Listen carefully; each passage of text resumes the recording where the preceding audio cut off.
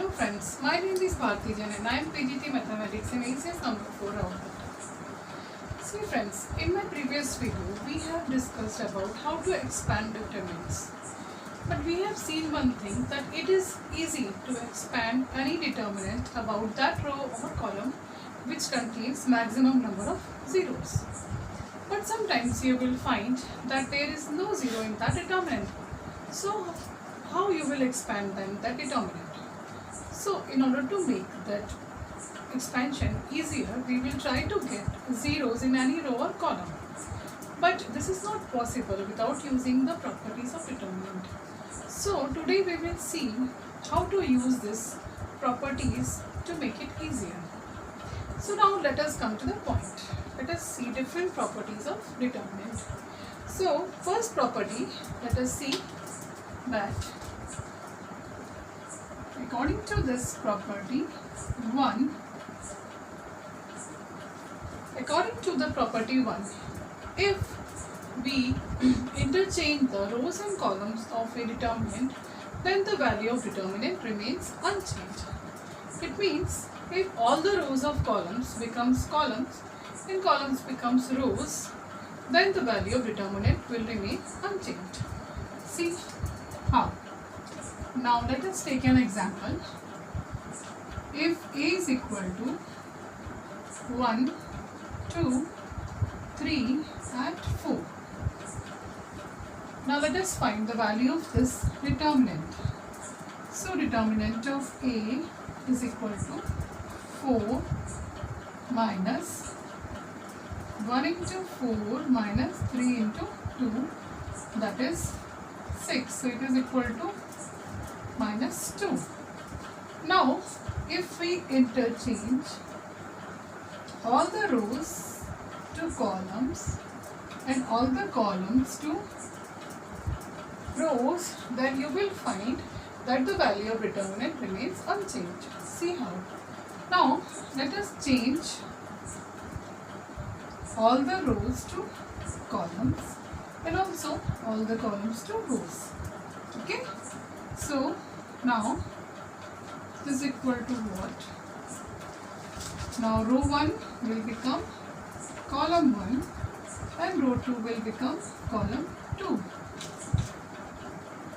Now let us find the value.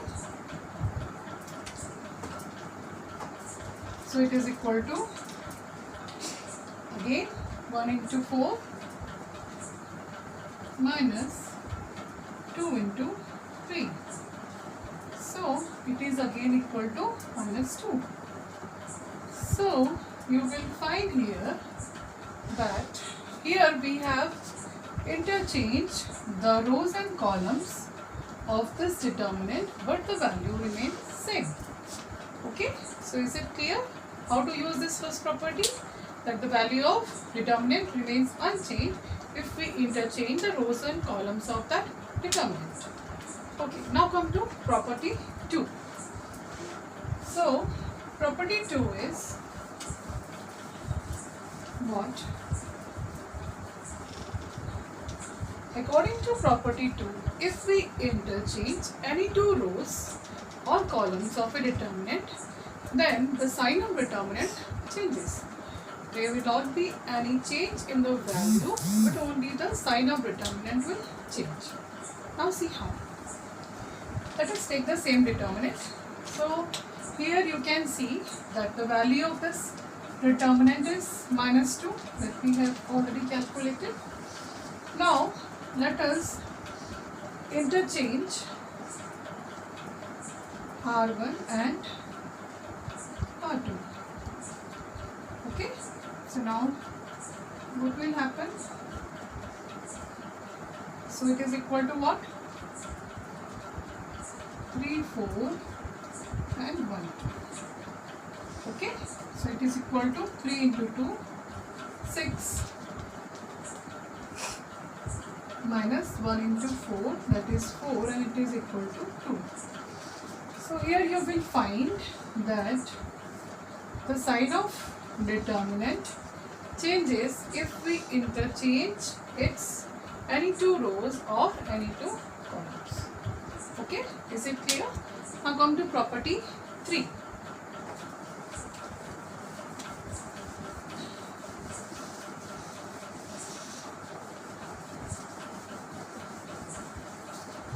Now, according to this property 3, if any two rows or columns of a determinant are identical, then the value of determinant becomes 0. Now see how. Now let us take a determinant with any two identical rows or columns. Let it be 1, 2, 3, or it is 3, 1, 4 and 1, 2, 3. Now if we interchange it's any two rows, so what will happen? Now let us assume that we are interchanging R1 and R3.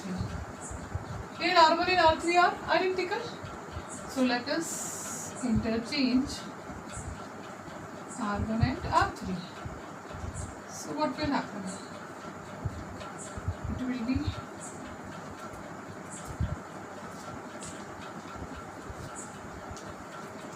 okay.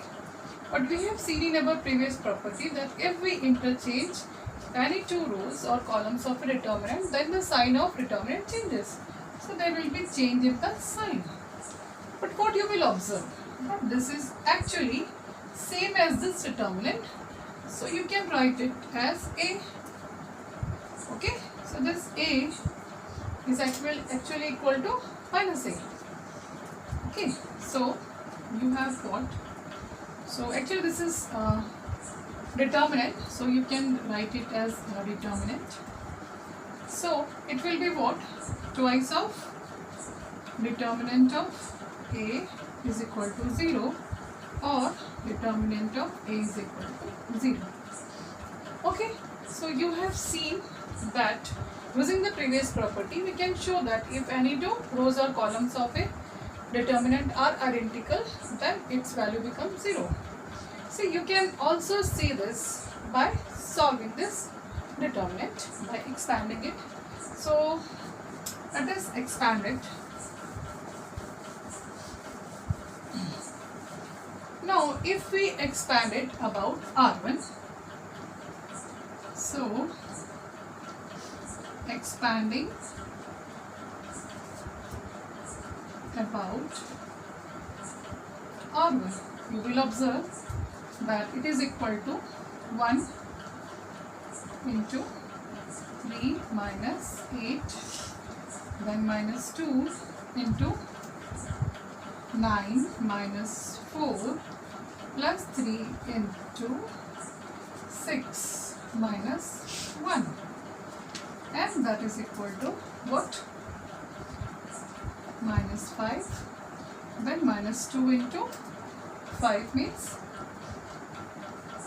minus 10, and 3 into 5 means 15, and that is equal to 0.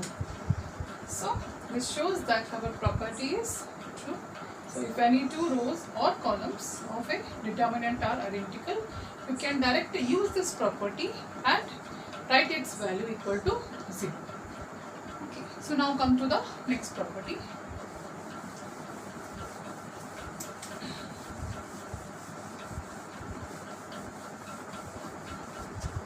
Now according to property 4,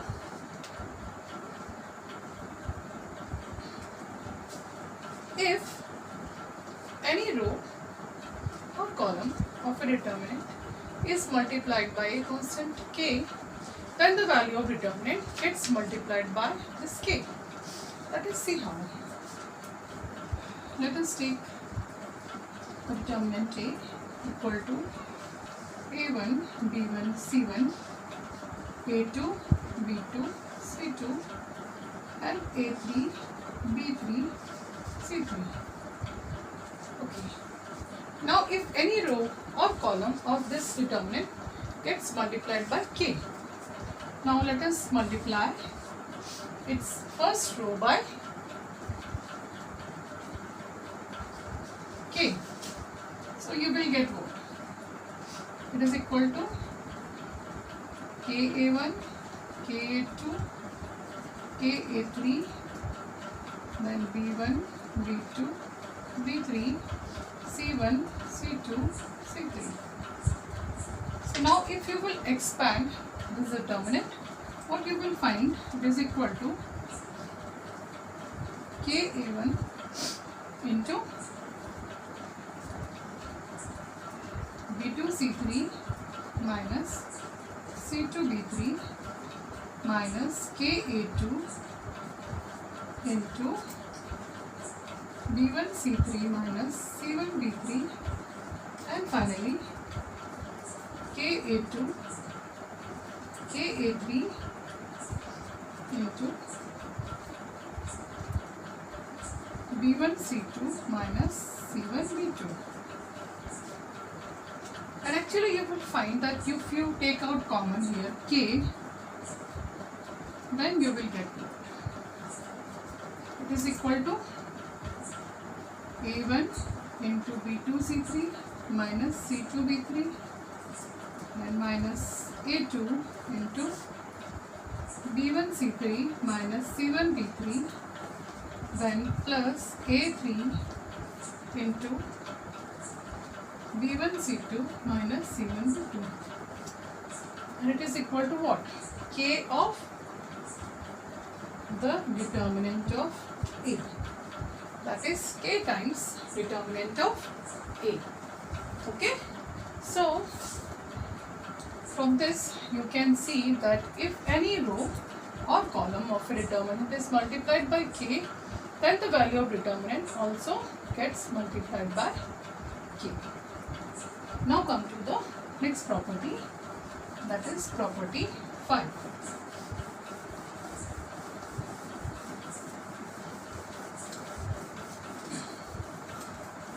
So, according to this property,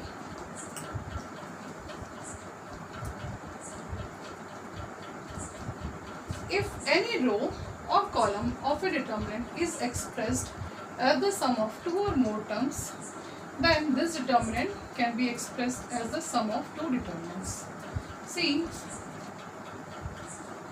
if you have any determinant, it's equal to A1 B1 C1, A2 B2 C2, and A3 B3 C3. Now if it's any row is expressed as the sum of two or more terms, then this determinant can be expressed as the sum of two determinants B1, B2, B3, C1, C2, C3. So it can be expressed as A1, B1, C1, A2, B2, C2, A3, B3, C3 plus, now you can write the first row as lambda 1, lambda 2, lambda 3, B1, B2, B3, C1, C2 and C. So in this way you can express this determinant as the sum of two determinants. Okay, so this was your property 5. Now comes to the last property, that is property 6. According to this property,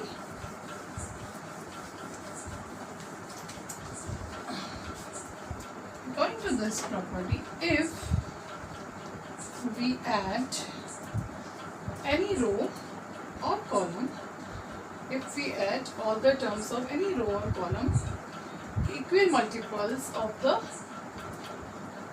corresponding terms of the other row, then the value of determinant will remain unchanged. That is what? You can change this determinant as, let us take change R1 to R1 plus K R2.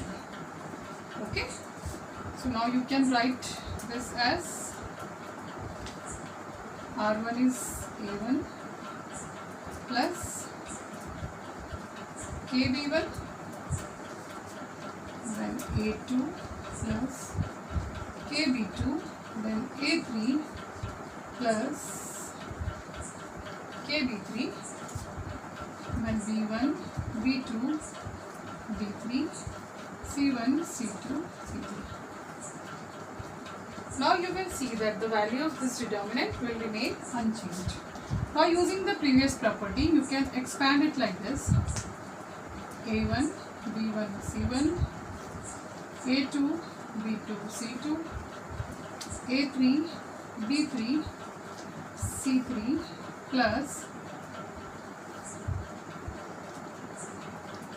KB1, KB2, KB3, B1, B2, B3, C1, C2, C3.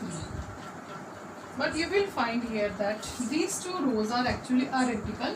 So this whole determinant will become 0, and now you will be left with the original determinant only, which shows that if you add to any row or column equimultiples of the corresponding elements of the other row or column, then the value of determinant remains unchanged. Okay, so today we have seen all these 6 properties, and now in the next video we will see how to use these properties to solve the exercise